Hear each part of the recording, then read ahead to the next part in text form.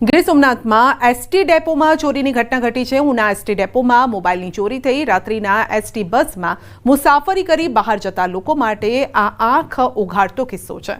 Una ST ડેપોમાં મોડી રાત્રે મુસાફરી કરવા એસટી બસની રાહ જોઈને ઊંઘ કરતા મુસાફરનો મોબાઈલ તસ્કર ઉઠાવી ગયો હતો। તસ્કરે પહેલા ઊંઘતા વ્યક્તિની બાજુમાં આવી આમ તેમ નજર કરી, બાદમાં ઊંઘ કરતા મુસાફરનો મોબાઈલ ફોન ચોરી કરી સામાન્ય માણસની જેમ તે જતો રહ્યો હતો। સમગ્ર ઘટનાનો વિડીયો પણ સામે આવ્યો છે, સોશિયલ મીડિયામાં વાયરલ થઈ રહ્યો છે।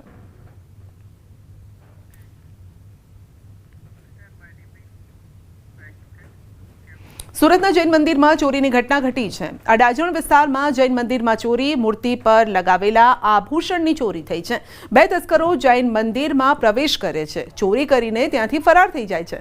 અડાજણ પોલીસ કાફલો ઘટનાસ્થળે પહોંચ્યો હતો અને ચોરને ઝડપી લેવા માટે હવે કાર્યવાહી હાથ ધરવામાં આવી છે।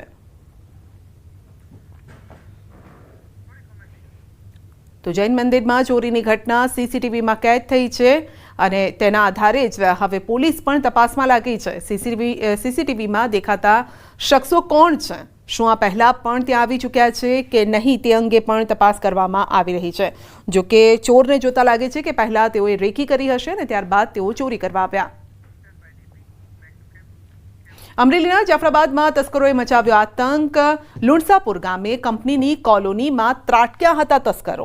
તલવાર સહિતના હથિયારથી 8 મકાનો તોડી પાડ્યા। તસ્કરો 11 લાખથી વધુની ચોરી કરીને ફરાર થયા। કોલોનીમાં ત્રાટકેલા તસ્કરો સીસીટીવીમાં કેદ થયા છે।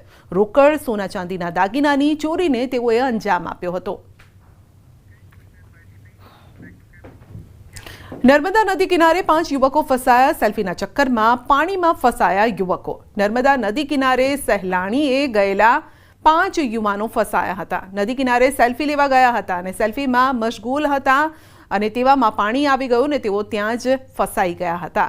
જો કે બોટ દ્વારા તેઓનું રેસ્ક્યુ કરવામાં આવ્યું તો સાયકલ પણ પાણીના વચ્ચે અટવાઈ ગઈ હતી। નાવિકો તેમની મદદે આવ્યા અને તેમનો જીવ બચાવ્યો અને સહી સલામત બહાર કાઢ્યા।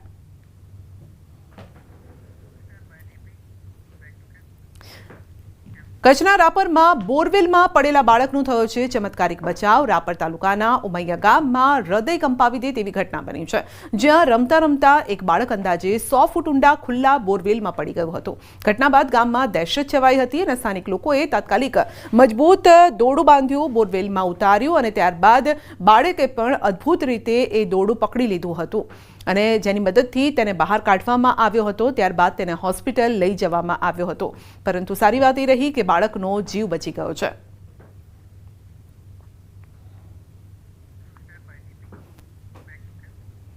કચ્છના નલિયાના વાયોર ગામની ઘટના છે। સરકારી શાળાની છતના પડ્યા છે પોપડા।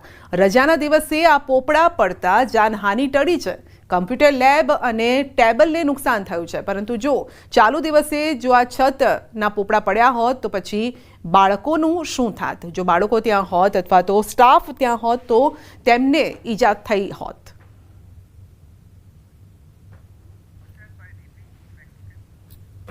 જામનગરના હડિયાણા ગામે ડિમોલિશનની કાર્યવાહી। ગ્રામ પંચાયતની સરકાર જાતકની 12,000 સ્ક્વેર ફૂટમાં ઊભા જર્જરિત બાંધકામ તોડી પડાયા છે।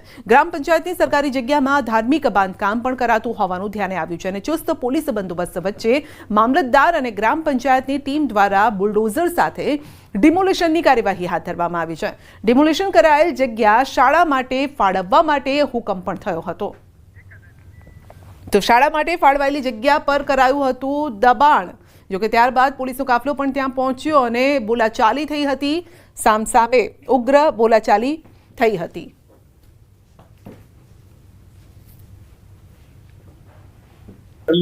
ગ્રામ પંચાયતની માલિકીની મિલકત જે જૂની ધર્મશાળા તરીકે ઓળખાય છે, આ મિલકત કરોડોની કિંમતની હોય। અમુક તત્વો દ્વારા એની ઉપર કબજો કરવાના પ્રયાસો કરવામાં આવેલો હોય તો આ મિલકત જૂની ખંડેર હાલતમાં હોય તો લોક લાગણીના માન આપી આજરોજ અગાઉ જણાવેલી નોટિસ મુજબ આ મિલકતનું ડિમોલેશનની કામગીરી આજરોજ પૂર્ણ કરી કરોડોની મિલકત ખુલ્લી કરવામાં આવેલ છે। અંતમાં નજર કરીશું